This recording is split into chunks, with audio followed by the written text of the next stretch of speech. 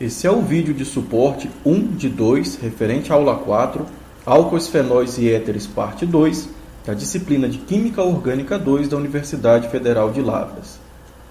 Na aula anterior, a gente conversou sobre as reações que os álcoois eram capazes de sofrer. A partir de agora, a gente vai conversar sobre a reatividade dos éteres. Um éter, como você já sabe, é um átomo de oxigênio que está unido simultaneamente a duas cadeias carbônicas. Nesse exemplo específico, nós estamos vendo o éter dietílico. De um lado do oxigênio, eu estou vendo um grupo etil, do outro lado, eu também estou vendo outro grupo etil. Um tipo de reação que você poderia imaginar que éteres seriam capazes de sofrer é uma reação que envolve um ataque nucleofílico nesse carbono 1 ou nesse carbono 1. Por que é razoável imaginar esse tipo de reação? O átomo de oxigênio é um átomo muito eletronegativo, ou seja, ele polariza essa ligação com o carbono 1 na direção dele. Esse par de elétrons dessa ligação carbono 1-oxigênio é polarizado na direção do oxigênio. Ou seja, existe um foco de carga positivo nesse carbono e nesse carbono. Nucleófilos, como por exemplo o íon cloreto, o íon brometo ou qualquer outro nucleófilo que tem um par de elétrons livre, pares de elétrons são carga negativa. Como eu tenho carga negativa com carga positiva, quando eu misturasse um nucleófilo com um éter, seria razoável imaginar que o nucleófilo pudesse usar esse par de elétrons para se ligar ao carbono 1, formando aqui uma nova ligação nucleófilo-carbono 1, ao mesmo tempo que essa ligação carbono-oxigênio se rompe, o par de elétrons da ligação vai para cima do átomo de oxigênio, dando para ele uma carga negativa, e isso daqui se comportaria como um grupo abandonador, esse oxigênio unido ao grupo etil dessa parte aqui da molécula de éter. Só que essa não é uma boa proposta de reação. Como a gente já sabe, um átomo de oxigênio com carga negativa não é um bom grupo abandonador. Nós já conversamos sobre isso. O íon OH- não é um bom grupo abandonador. Da mesma forma, o íon etóxido também não pode ser um bom grupo abandonador. Essa carga negativa no oxigênio não está bem acomodada. Ou seja, essa é uma reação que não vai acontecer. Éteres não são uma classe de compostos particularmente muito reativa exatamente por causa disso. Tanto é que normalmente eles são muito utilizados como solventes de reações químicas, já que na maioria das situações eles não interferem no resultado de uma reação que você está querendo fazer no laboratório. Entretanto, é importante que você saiba que existem algumas condições que éteres não suportam e eles acabam reagindo. Por exemplo, é possível fazer essa clivagem da molécula de éter, igual você viu aí, não utilizando simplesmente um nucleófilo, mas em meio ácido. Se você estiver utilizando um ácido muito forte, como por exemplo HBr, HCl, essa clivagem é possível. Olha um exemplo. Quando éter etílico é colocado em contato diretamente com ácido bromídrico, ou se você produz o ácido bromídrico, por exemplo, misturando o ácido sulfúrico e brometo de sódio, quando você mistura isso, o que acaba acontecendo é que você produz estequiometricamente 2 moléculas de bromoetano e uma molécula de água. Olha o que acontece. Está vendo aqui um grupo etil? Eu estou vendo aqui esse mesmo grupo etil. O átomo de oxigênio do éter, agora eu vejo aqui o átomo de oxigênio, mas na forma de água, uma molécula de água e 2 moléculas de bromoetano. Como essa reação ocorre? Por que existe essa proporção estequiométrica de 2 moléculas de bromoetano produzida para uma molécula de água? É importante frisar aqui mais uma vez que essa reação normalmente não tem muita utilidade sintética. Existem outras formas mais convenientes de sintetizar aletos de alquila no laboratório, como você já sabe.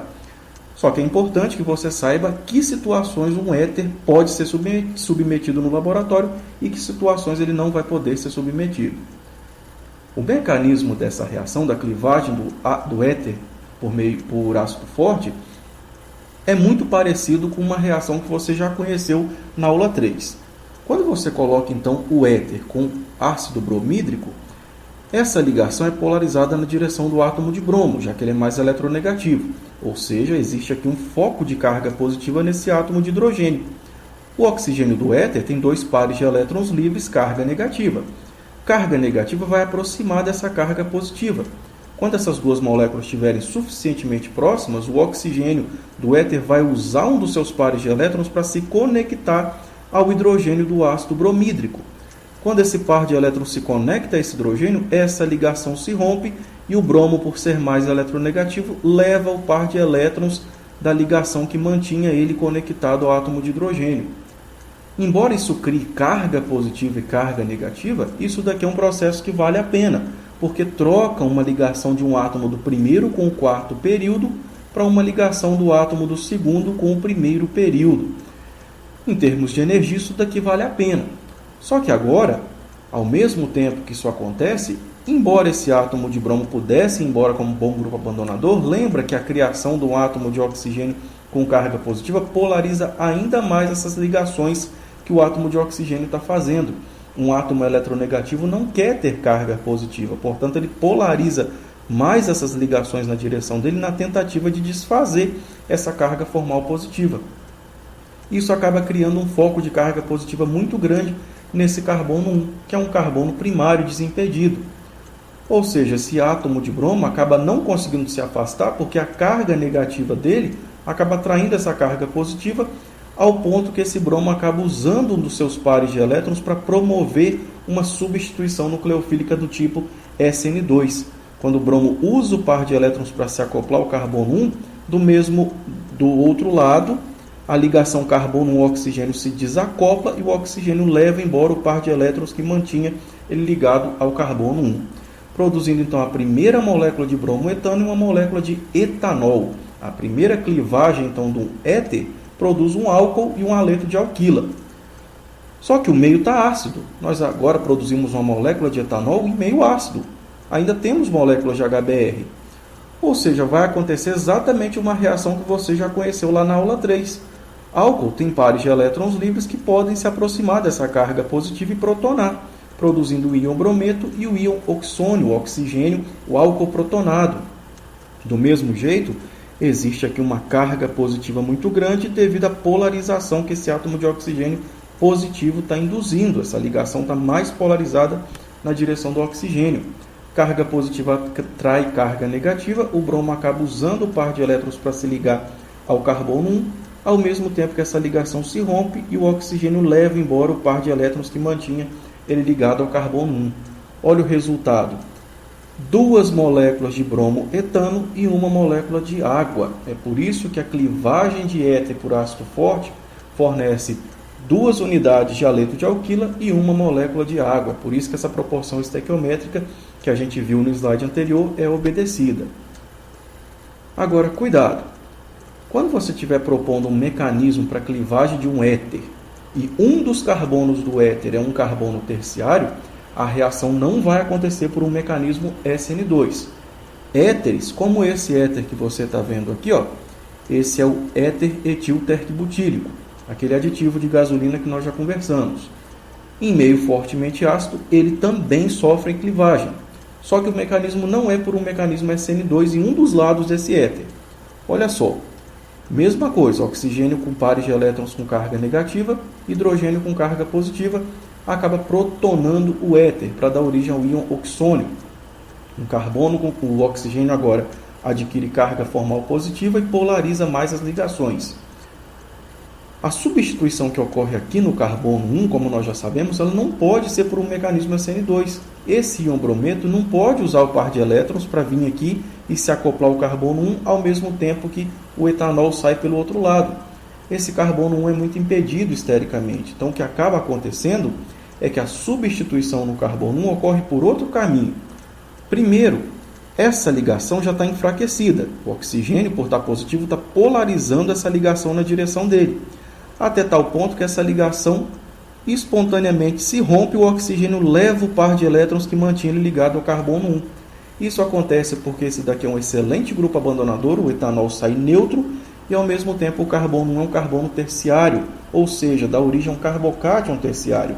E como nós já sabemos, carbocátions terciários são estáveis, porque o carbono 2, o carbono 4 e o carbono 3 estão doando densidade eletrônica para o carbono 1 por um fenômeno chamado hiperconjugação. Isso estabiliza e facilita a formação desse carbocátion. Mas embora esse carbocátion seja estável, existe uma carga positiva no carbono 1. Carga positiva vai atrair a carga negativa do íon brometo.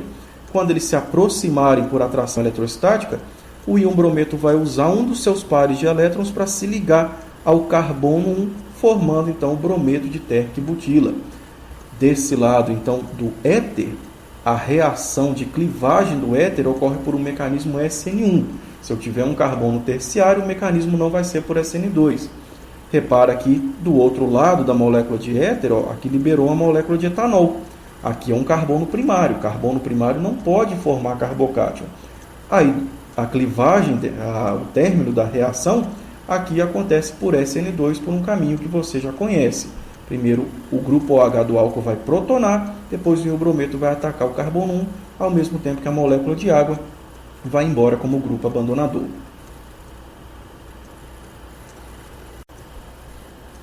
Agora, então, a gente vai começar a conversar sobre éteres cíclicos. Particularmente, a gente vai falar sobre uma classe especial de éter cíclico chamado de epóxidos. Mas o que é um epóxido? Como ele é preparado no laboratório? Aqui a gente está vendo um frasco de um reagente chamado ciclohexeno, um alceno. O ciclohexeno é um líquido incolor, inflamável, irritante e tóxico utilizado na preparação de um monte de substâncias no laboratório. Já aqui, esse pozinho meio amarelado que você está vendo é o ácido metacloroperbenzoico. Isso é o que a gente chama de um perácido ou um peroxiácido. Os perácidos ou peroxiácidos são agentes oxidantes muito fortes. Esse reagente particular, quando ele está na sua forma pura, ele pode ser explosivo. É por isso que normalmente ele é comercializado com uma mistura, contendo inclusive água. Isso torna ele mais seguro de se trabalhar no laboratório. Mas o que acontece quando eu misturo o ciclohexeno, um alceno, com o ácido metacloroperbenzoico?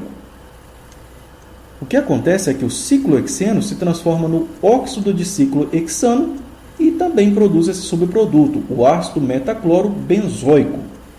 Repara o seguinte, aqui inicialmente eu tinha uma ligação dupla, uma ligação pi. Ela desaparece no produto final, eu não estou vendo mais ela. Mas ao mesmo tempo eu vejo duas novas ligações simples, duas novas ligações sigmas com o átomo de oxigênio, exatamente com os carbonos que eram os carbonos da ligação dupla. Isso daqui que você está vendo é um epóxido.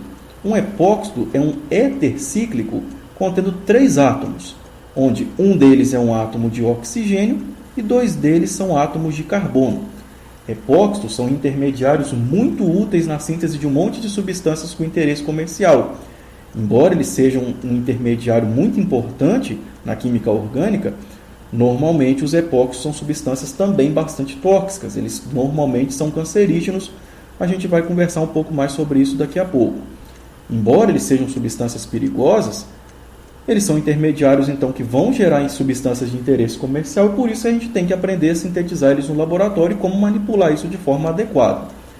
Agora, que reação é essa? Por que um alceno se transforma num epóxido quando a gente utiliza o ácido metacloroperbenzoico como reagente? Para entender como, então, um átomo de oxigênio foi parar aqui, conectado aos 2 carbonos que faziam inicialmente a dupla ligação, a gente vai ter que olhar com mais calma para esse reagente aqui, para o peroxiácido ou o perácido. Repara o seguinte, eu tinha aqui inicialmente 2 átomos de oxigênio, carbono, ligado a um oxigênio por uma dupla ligação. Está vendo aqui nesse subproduto? Um dos átomos de oxigênio que vieram aqui no reagente desapareceu. E aqui eu tenho no produto, no epóxido, um átomo de oxigênio ligado aos 2 carbonos da dupla. Como que essa dupla conseguiu interagir com um desses 2 átomos de oxigênio? Vamos olhar com mais calma para o ácido metacloroperbenzoico. Está vendo aqui 2 átomos de oxigênio? Esse átomo de oxigênio da direita está ligado a um carbono sp2 que faz uma dupla ligação com outro átomo de oxigênio. Esse carbono, então, tem um orbital P que faz uma dupla com esse átomo de oxigênio, uma ligação dupla. E aqui, vizinho a esse carbono que tem um orbital P, eu tenho um oxigênio com pares de elétrons livres, que também podem estar em orbitais 2p. O que vai acontecer é que pares de elétrons livres vizinho a um carbono que tem um orbital P que faz uma dupla ligação pode entrar em ressonância, conforme a gente já sabe.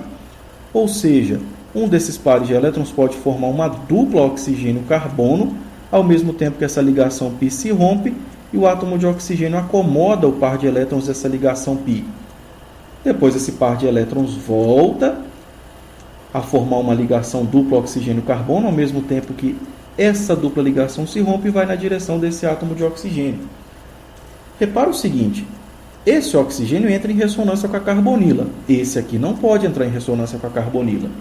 Só que essa ressonância desse átomo de oxigênio com a carbonila faz aparecer um contribuinte de ressonância que tem um oxigênio com carga positiva. Como nós já sabemos, átomo de oxigênio com carga positiva polariza mais as ligações que estão conectados a ele.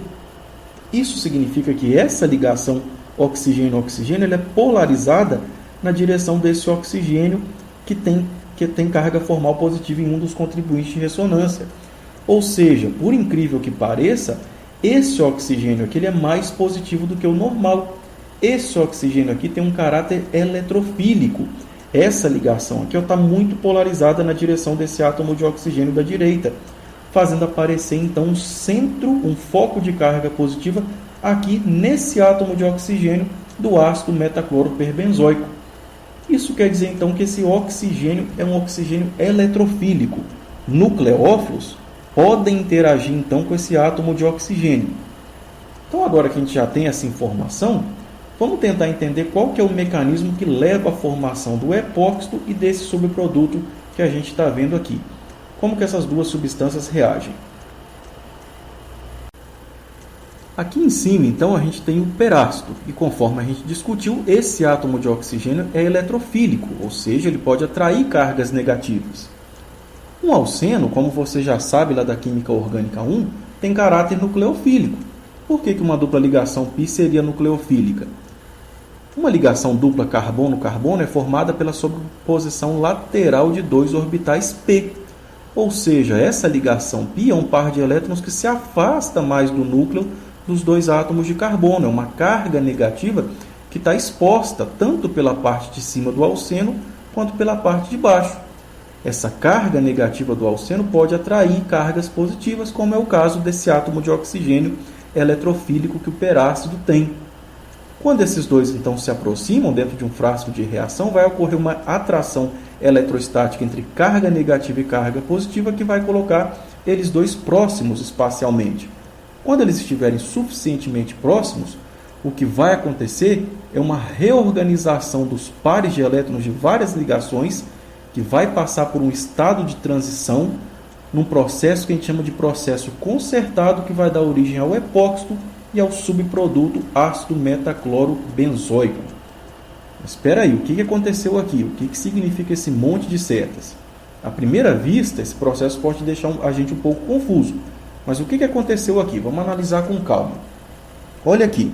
Então, na primeira etapa, o par de elétrons da ligação dupla carbono-carbono, carga negativa atraiu a carga positiva. Essa ligação π, então, se rompeu e esse par de elétrons foi na direção desse átomo de oxigênio para formar uma nova ligação carbono-oxigênio. O par de elétrons da ligação π foi na direção do oxigênio. Conforme essa ligação foi sendo formada, essa ligação oxigênio-oxigênio se rompeu e foi na direção desse carbono para formar uma ligação dupla. Conforme essa ligação foi sendo formada, essa ligação π se rompeu, veio na direção do oxigênio e daqui ela já se conectou a esse átomo de hidrogênio. Quando esse oxigênio se ligou a esse hidrogênio, essa ligação oxigênio-hidrogênio se rompeu e esse par de elétrons dessa ligação do oxigênio ele já veio aqui para se conectar a esse átomo de carbono. E tudo isso aconteceu simultaneamente. Como assim? Olha aqui o estado de transição dessa reação. O par de elétrons da ligação π, a ligação π vai se rompendo e daqui ela já vai formando a ligação carbono-oxigênio. Conforme essa ligação vai se formando, essa vai se quebrando e daqui esse par de elétrons já se movimenta nessa direção para formar uma dupla carbono-oxigênio. Conforme essa ligação vai se formando, essa ligação π vai se rompendo, vai na direção do oxigênio e daqui esse par de elétrons já vai formando a nova ligação oxigênio-hidrogênio. Esse hidrogênio do perácido, conforme essa ligação vai se formando, essa vai se desfazendo, esse par de elétrons daqui já vem formando uma nova ligação oxigênio-carbono. Quando a reação termina, eu tenho o epóxito e um ácido carboxílico. Nesse caso aqui, o ácido metaclorobenzoico, como nós já conversamos antes. Como esse epóxito apareceu? Então, esse par de elétrons da ligação π é esse par de elétrons da ligação oxigênio-carbono aqui. Está vendo? Ó? O par de elétrons daqui ele se ligou ao oxigênio para formar essa ligação. Quando essa ligação foi formada, essa ligação oxigênio-oxigênio se rompeu e esse par de elétrons daqui formou essa ligação dupla oxigênio-carbono. Está vendo aqui? Deu origem a essa carbonila. Conforme essa ligação dupla se formou, esse carbono não pode acomodar 5 pares de elétrons. A ligação π se rompe, esse par de elétrons foi na direção do oxigênio e capturou esse hidrogênio para dar origem a esse grupo OH. O par de elétrons da ligação π carbono-oxigênio é o par de elétrons que está sendo usado agora na nova ligação oxigênio-hidrogênio. Quando esse oxigênio se uniu a esse hidrogênio, esse par de elétrons se rompeu, esse par de elétrons ficou com o oxigênio e o oxigênio já usou para acoplar ele ao átomo de carbono que está aqui à nossa esquerda, dando origem a esse epóxido que nem a gente está vendo aí. Tudo isso ocorre simultaneamente. Obviamente, sozinho você não ia inferir um mecanismo desses. Isso daí foi determinado através de um monte de estudos de mecanismos que provaram que essa reação ocorre desse jeito. Ao mesmo tempo que esse carbono se liga ao oxigênio, esse oxigênio já se liga a esse carbono para dar origem a esse epóxido. O mecanismo não passa por formação de carbocátio, não é primeiro esse par de elétrons se unindo a esse oxigênio e depois esse oxigênio se unindo a esse carbono. Existem várias evidências experimentais que mostram que essa reação é desse jeito mesmo, um processo concertado. Uma evidência muito grande de que esse processo é concertado tem a ver com a estereoquímica dessa reação. Essa é uma reação que a gente chama de reação estereoespecífica, ou seja, a estereoquímica do reagente vai mandar na estereoquímica do produto. Como assim? Quando você usa um alceno cis, ou seja, os grupos de maior prioridade estão apontados para a mesma face do alceno, e nesse caso aqui os hidrogênios estão apontados para a mesma outra face, um alceno cis acaba produzindo um epóxido cis. Aqui embaixo, nessa ligação carbono-carbono, repara que o hidrogênio está apontado lá para trás. Aqui também o hidrogênio está apontado lá para trás. O grupo R, a cadeia carbônica, qualquer que ela seja, está apontada para frente. E aqui também ela está apontada para frente. Isso é o que a gente chama de um epóxido cis. Quando os dois grupos maiores estiverem apontados para o mesmo lado e os dois menores também estiverem apontados para o mesmo lado, nesse caso os dois lá para trás e aqui os dois maiores para frente, isso é o que a gente chama de um epóxido cis. Isso é uma prova de que essa reação passa por esse processo concertado. 100% do produto, quando você usa um alceno cis, é um epóxido cis. Ou seja, essa ligação é formada ao mesmo tempo que essa ligação é formada. Se primeiro fosse formada, por exemplo, essa ligação carbono-oxigênio, e aqui eu tivesse uma ligação agora simples, essa ligação poderia girar em torno dela mesma, colocar o grupo R para o outro lado e o hidrogênio aqui para baixo. Isso faria aparecer aqui o epóxido que a gente chama de epóxido de trans, onde esse hidrogênio estaria para frente e o grupo R lá para trás. Mas nenhuma molécula de epóxido trans é observada. Nenhuma molécula de epóxido trans é obtida nessa reação, indicando que o acoplamento aqui e aqui ocorrem simultaneamente para dar origem ao epóxido. Se eu quiser obter o epóxido que tem configuração trans, você tem que partir do alceno trans. Está vendo aqui? Ó, o grupo R está para um lado de um alceno e o grupo R está para o lado de outro. Por exemplo, aqui um grupo metil, aqui um grupo metil.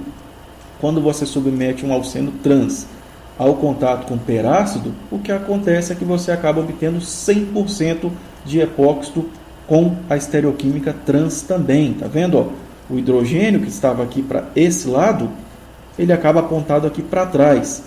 Do mesmo lado aqui que esse hidrogênio tinha o grupo R, ele acaba apontado lá para trás também, tá vendo? Na cunha tracejada.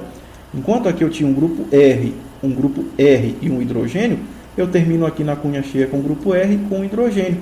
Enquanto aqui nesse carbono o grupo R está para frente, aqui nesse carbono o grupo R está para trás. Isso é o que caracteriza um epóxido com a configuração trans. Isso daqui é uma evidência de laboratório de que essa reação passa por esse processo concertado, onde simultaneamente eu tenho a formação dessa ligação e dessa ligação.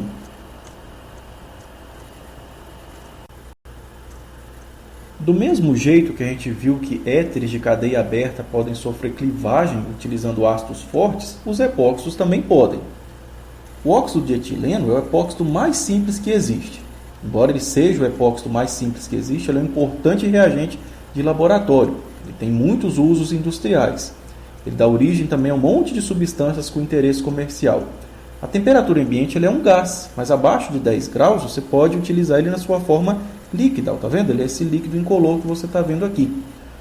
Quando você submete o óxido de etileno ao tratamento em meio aquoso ácido, o que acontece é que você produz essa substância aqui, o etileno glicol.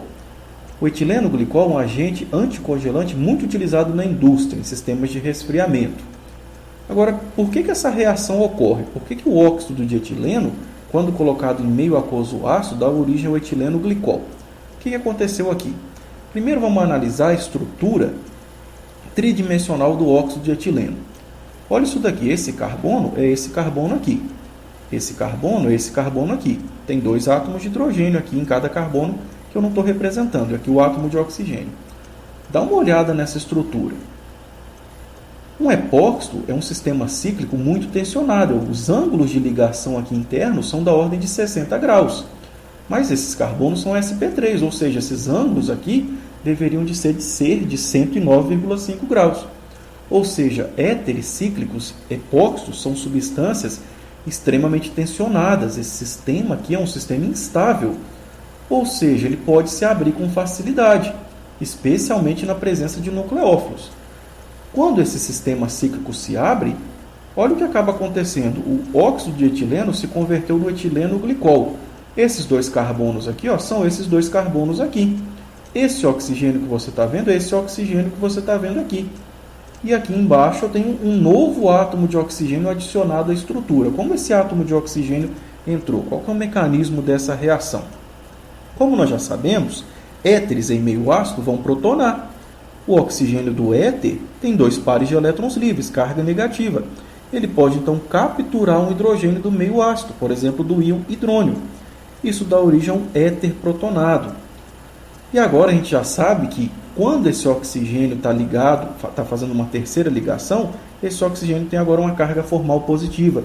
Isso polariza ainda mais essas ligações carbono-oxigênio na direção do oxigênio, criando focos de carga positiva maiores ainda nesse carbono 1 e nesse carbono 2.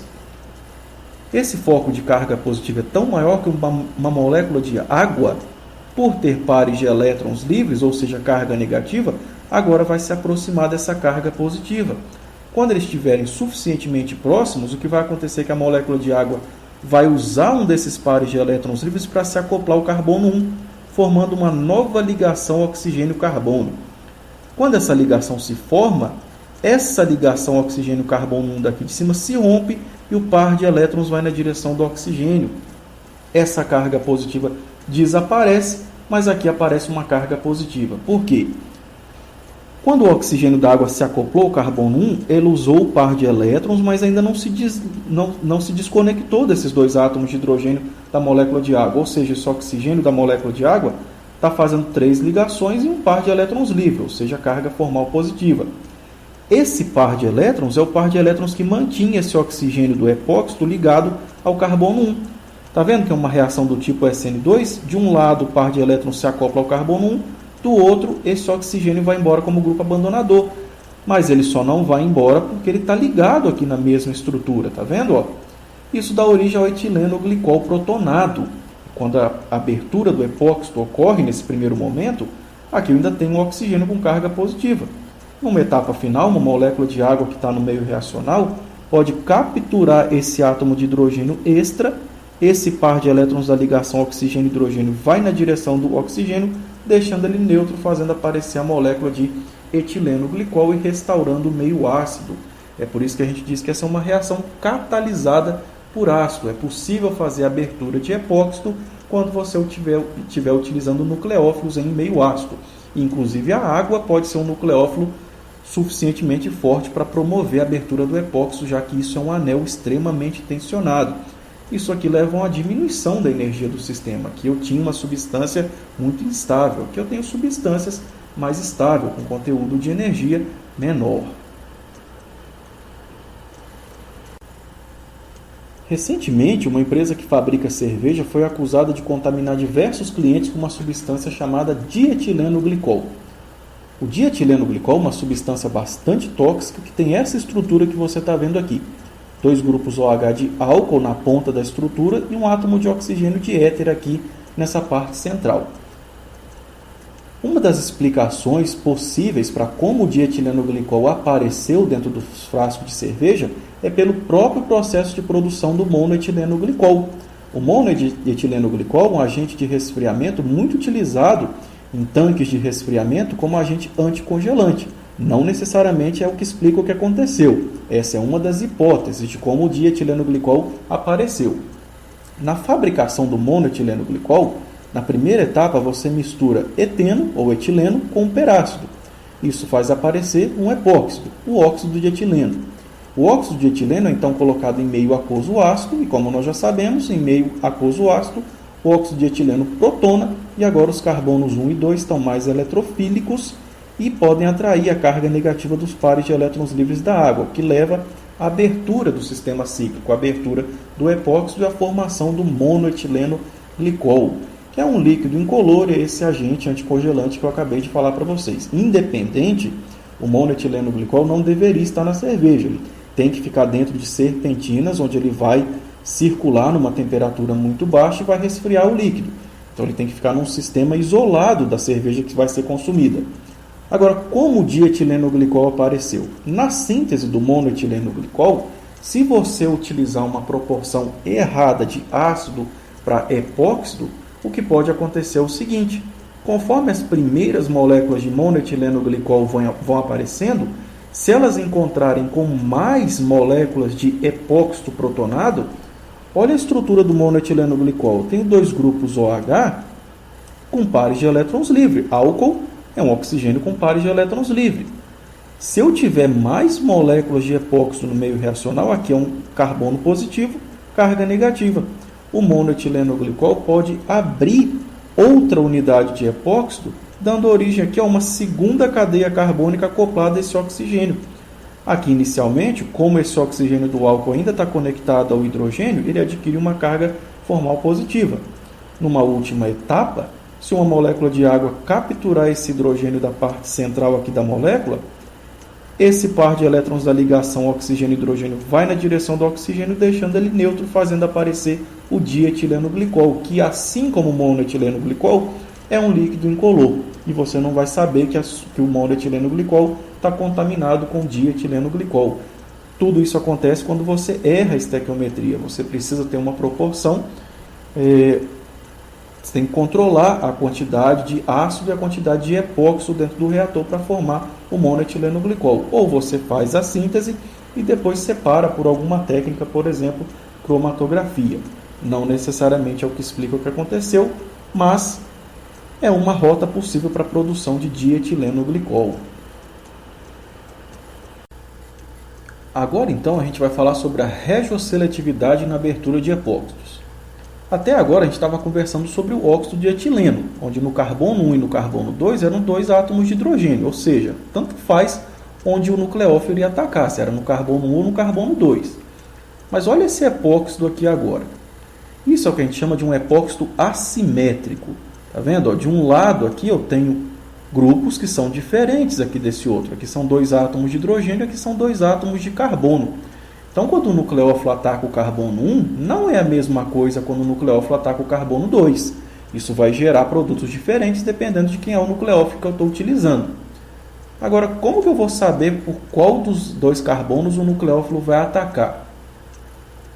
Quando você utiliza água em meio ácido para promover a abertura desse epóxido em específico, o que acaba acontecendo é que o oxigênio da água acaba se acoplando ao carbono 2 desse epóxido. Está vendo aqui? Ao carbono terciário, ao carbono que já está conectado a dois átomos de carbono.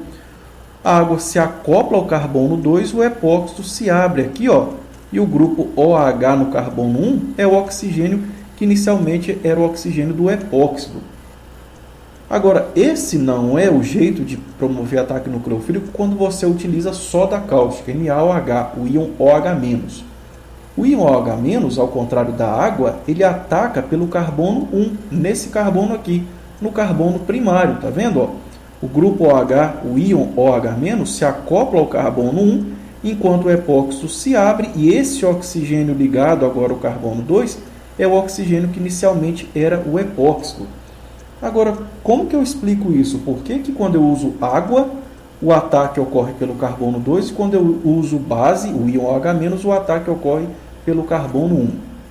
Quando você usa uma base forte, como o íon OH-, essa base forte, o átomo de oxigênio está com carga negativa e desesperado para perder essa carga negativa.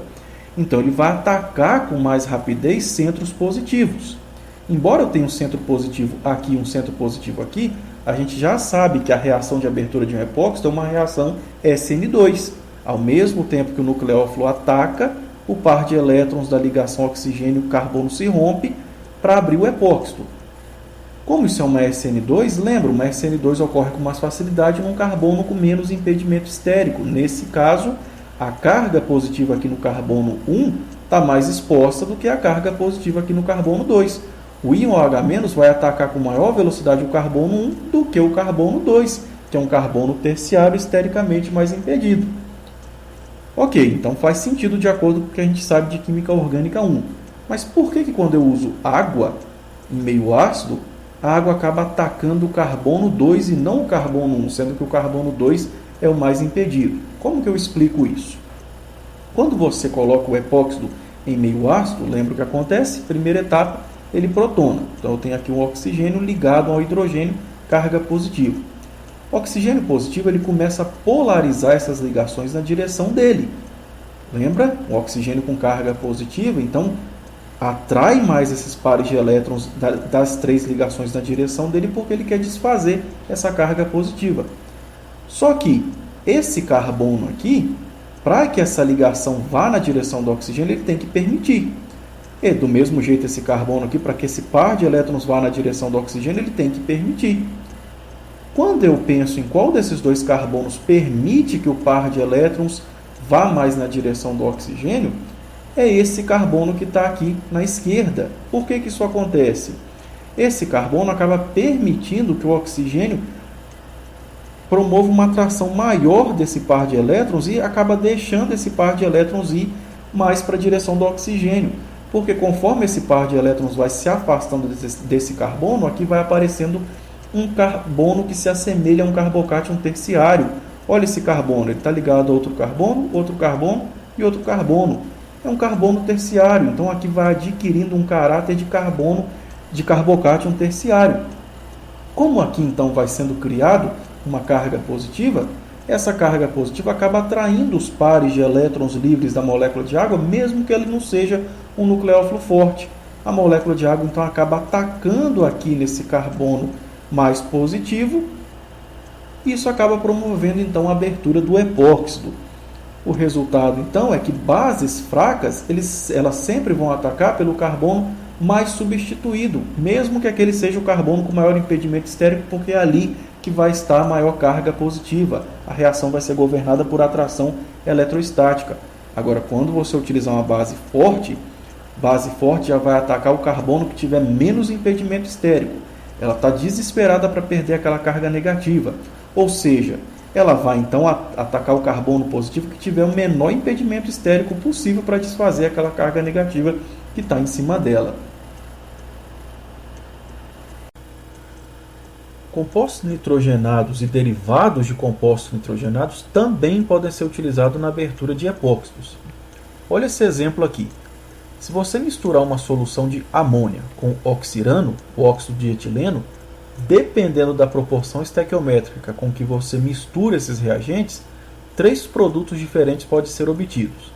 O primeiro deles é a etanolamina, que é um composto que tem essa estrutura que você está vendo aqui. Um grupo OH de álcool conectado aqui a esse carbono e no outro carbono um grupo NH2 de uma amina. Mas não é o único produto, como eu disse. Outro produto que também é possível de ser obtido com esses mesmos reagentes é a dietanolamina, que é um composto que tem essa estrutura que você está vendo aqui. E por fim, esses mesmos reagentes também podem produzir a trietanolamina. Agora, uma molécula bem mais complexa, conforme você está vendo aqui. Enquanto a etanolamina é um reagente utilizado, por exemplo, para preparar corantes, a di e a trietanolamina são ingredientes muito utilizados em preparações cosméticas e também em produtos de limpeza para regular o pH. Agora, qual que é o mecanismo que explica a formação dessas substâncias? E por que é a estequiometria que vai dizer se eu vou ter a produção desse composto ou desse composto? Para entender isso, a gente vai ter que analisar o mecanismo de como essa reação funciona. Como que a amônia é capaz de promover a abertura de epóxidos. Está aqui uma molécula de amônia e uma molécula de oxirano, o óxido de etileno. Como nós já sabemos, isso é um sistema cíclico tensionado e que se abre na presença de nucleófilos para aliviar a tensão que existe aqui nesses ângulos de ligação de 60 graus. A amônia é um nitrogênio unido a 3 hidrogênios e um par de elétrons livre, carga negativa. E nós já sabemos que esse carbono 1 e esse carbono 2 têm carga positiva. Afinal, o oxigênio polariza a ligação na direção dele, criando aqui um foco de carga positiva e em cima dele mesmo um foco de carga negativa. Esse par de elétrons do nitrogênio, o nitrogênio não é um átomo tão eletronegativo como o oxigênio, por exemplo. Então, esse par de elétrons não está tão atraído pelo núcleo do átomo de nitrogênio. Isso quer dizer que esse par de elétrons é um par de elétrons disponível para interagir com cargas positivas. Pares de elétrons de nitrogênio são classificados como bons nucleófilos, eles interagem muito bem com carga positiva, que é o caso aqui desse carbono 1. Quando esses dois então se aproximarem, o nitrogênio da amônia vai usar esse par de elétrons para se acoplar, por exemplo, aqui ao carbono 1, formando a ligação nitrogênio-carbono. Como o nitrogênio da amônia ainda está ligado aos 3 hidrogênios, o nitrogênio faz uma quarta ligação e isso faz aparecer uma carga formal positiva. Ao mesmo tempo que o nitrogênio se acopla ao carbono 1, o par de elétrons dessa ligação se rompe e vai na direção do oxigênio. Esse é o par de elétrons que mantinha o oxigênio unido ao carbono 1. Está vendo? O sistema cíclico se abre para dar origem aqui ao alcóxido. Sim, isso é uma base forte. É um grupo abandonador ruim, como você já sabe. Em momento nenhum a gente está dizendo que isso é um grupo abandonador bom. Isso aqui só acontece por causa da combinação bom nucleófilo e pelo fato de abrir um sistema cíclico tensionado e pelo que pode acontecer na próxima etapa. Enquanto aqui eu tenho um oxigênio com carga negativa fazendo apenas uma ligação e um nitrogênio com carga positiva fazendo 4 ligações, o que pode acontecer aqui para neutralizar a carga negativa e a carga positiva é o seguinte: e se esse oxigênio usar esse par de elétrons livre extra para capturar um dos hidrogênios que a molécula de amônia traz? Quando esse par de elétrons se liga a esse hidrogênio, forma-se a ligação oxigênio-hidrogênio, ao mesmo tempo que uma das ligações nitrogênio-hidrogênio se rompe e o par de elétrons dessa ligação vai na direção do nitrogênio, fazendo ele ficar neutro novamente. Agora o nitrogênio tem 3 ligações e um par de elétrons livres e assim aparece a etanol-amina. Agora, se você usar uma proporção estequiométrica de uma molécula de amônia para 2 moléculas de oxirano, o que vai acontecer é que na hora que as primeiras moléculas de etanol-amina forem sendo formadas, elas vão se encontrar com outras moléculas de oxirano e elas podem promover uma segunda reação de substituição nucleofílica, abrindo esse sistema cíclico. Aqui eu tenho um nitrogênio ainda com um par de elétrons livre, um bom nucleófilo. O nitrogênio não está atraindo com tanta intensidade esse par de elétrons, por ser um átomo menos eletronegativo do que, por exemplo, o oxigênio. Então, esse par de elétrons pode atuar como nucleófilo e promover a abertura de um segundo sistema cíclico oxirano. Esse par de elétrons é o par de elétrons que mantinha o oxigênio ligado ao carbono 1. Quando o nitrogênio se acopla aqui, o par de elétrons dessa ligação se rompe e vai na direção do oxigênio. O nitrogênio adquiriu uma carga positiva por fazer uma quarta ligação. Agora pode acontecer a mesma coisa que no caso anterior. E se esse oxigênio usar esse par de elétrons para capturar um dos hidrogênios que está aqui conectado ao átomo de nitrogênio? Quando o oxigênio capturar esse hidrogênio, forma-se um grupo OH neutro, ao mesmo tempo que esse par de elétrons vai na direção do nitrogênio, formando agora aqui um nitrogênio neutro também. E assim aparece a dietanolamina. Mas se a proporção estequiométrica ainda for uma molécula de amônia para 3 moléculas de oxirano, de novo, aqui eu tenho um nitrogênio com um par de elétrons livre e um bom nucleófilo. Aqui uma carga positiva.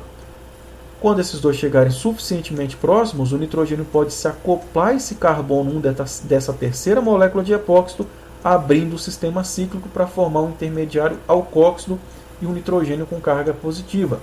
Esse par de elétrons é o par de elétrons que mantinha o oxigênio ligado ao carbono 1. Esse oxigênio pode então capturar esse último hidrogênio que a molécula de amônia traz. Essa ligação se rompe, o par de elétrons vai na direção do nitrogênio, deixando ele com carga formal neutra, ao mesmo tempo que eu formo um grupo OH neutro e assim aparece a trietanolamina. Tudo é uma questão de estequiometria. Agora, como eu não tenho mais átomos de hidrogênio conectados ao nitrogênio, esse par de elétrons não pode abrir uma quarta molécula de oxirano, pois isso não teria como aniquilar a carga positiva no nitrogênio e a carga negativa no oxigênio. Um exemplo de aplicação desse tipo de reação de abertura de epóxi com nitrogênio acontece na síntese do bametano. Bametano é um fármaco utilizado como vasodilatador. Dá uma olhada nessa parte da estrutura do bametano. Quando eu olho aqui, eu estou vendo um carbono unido a um nitrogênio e aqui um segundo carbono unido a um grupo OH. A gente viu que o nitrogênio pode estar separado de um grupo OH por 2 carbonos se um epóxido for aberto. Como que isso pode acontecer? Para sintetizar o bametano, num primeiro momento você precisa desse reagente. Um reagente que tem um anel aromático, um grupo OH, e aqui uma dupla ligação, que eu vou numerar como carbono 1 e carbono 2.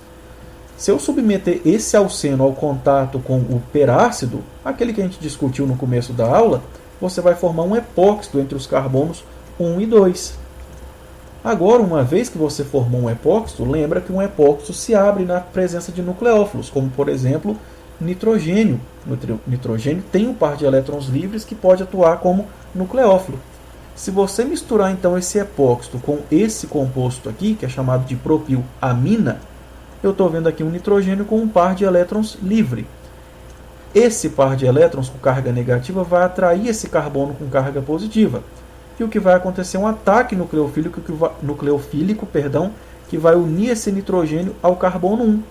Ao mesmo tempo que se forma essa ligação nitrogênio-carbono, esse par de elétrons que mantinha esse oxigênio ligado ao carbono 1 se desconecta e vai na direção do oxigênio, formando um alcóxido. Na próxima etapa, para desfazer essa carga positiva no nitrogênio e essa carga negativa no oxigênio, o oxigênio pode usar um dos seus pares de elétrons para capturar um dos hidrogênios que a amina trouxe, formando um grupo OH neutro, ao mesmo tempo que eu formo aqui também um nitrogênio neutro, já que essa ligação se rompe e o par de elétrons vai na direção do nitrogênio. Esse então é o fármaco bametano. Esse daqui é o produto majoritário dessa síntese, mas eu não posso deixar de considerar que existe uma outra possibilidade. Aminas, amônia, derivados de amônia, são considerados nucleófilos fortes e eles atacam pelo lado menos impedido do epóxido.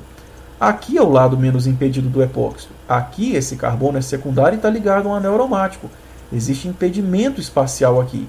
Aminas, como por exemplo a propiamina, vão atacar majoritariamente pelo carbono menos impedido.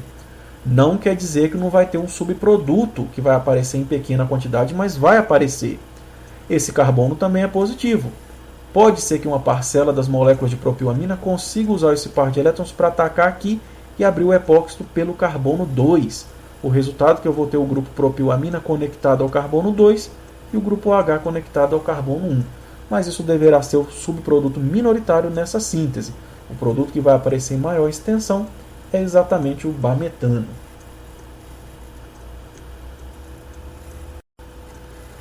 No começo do vídeo eu falei que epóxidos são substâncias cancerígenas. Embora eles sejam intermediários muito importantes na obtenção de vários compostos com aplicações comerciais, para se trabalhar com eles no laboratório é preciso tomar bastante cuidado, utilizar corretamente todos os EPIs. Inclusive, a explicação do porquê o cigarro é comprovadamente cancerígeno envolve a formação de um epóxido. Os cientistas já sabem que na fumaça do cigarro existe uma substância chamada benzopireno. Uma vez que essa substância está no organismo, dentro do nosso corpo existe um conjunto muito complexo de enzimas e proteínas chamado de citocromo P450. Esse conjunto de proteínas é responsável por promover reações de oxidação em moléculas apolares. Olha aqui, o benzopireno acaba nessa parte aqui da molécula aparecendo dois grupos OH de álcool e aqui um epóxido, tá vendo? O objetivo dessas reações de oxidação, o objetivo de colocar átomos de oxigênio nas moléculas orgânicas, é tornar elas mais solúveis na água, para então esse corpo estranho ser expulso ou no suor ou na urina. Só que durante esse processo, algumas vezes formam-se algumas funções orgânicas perigosas, como por exemplo o epóxido. Por que o epóxido seria então perigoso? No DNA, nós temos as bases nitrogenadas que têm átomos de nitrogênio, pares de elétrons livres, e a gente viu que nitrogênio é capaz de abrir epóxido. Carga negativa, carga positiva. O que pode acontecer aqui é uma interação que vai acoplar então esse nitrogênio a esse carbono, abrindo o epóxido. Esse oxigênio aqui era o oxigênio que estava acoplado aqui. Agora a gente tem uma alquilação do DNA. Isso daqui é que vai levar agora uma falha genética, que vai levar uma replicação errada, então originar um processo de câncer. O cigarro é comprovadamente cancerígeno e a gente já inclusive sabe qual é o mecanismo que leva à formação do câncer. Nesse caso é a abertura de um epóxido. Pode ser que esse epóxido seja formado no organismo sem querer, numa reação de oxidação, ou às vezes ele pode entrar no organismo já na forma de epóxido, por absorção na pele, por inalação ou por ingestão. Agora então você vai ler a apostila até essa parte que nós chegamos, fazer todos os exercícios relativos e qualquer aprofundamento que você precise fazer. O nosso livro-texto é o Solomos e está disponível no site da biblioteca.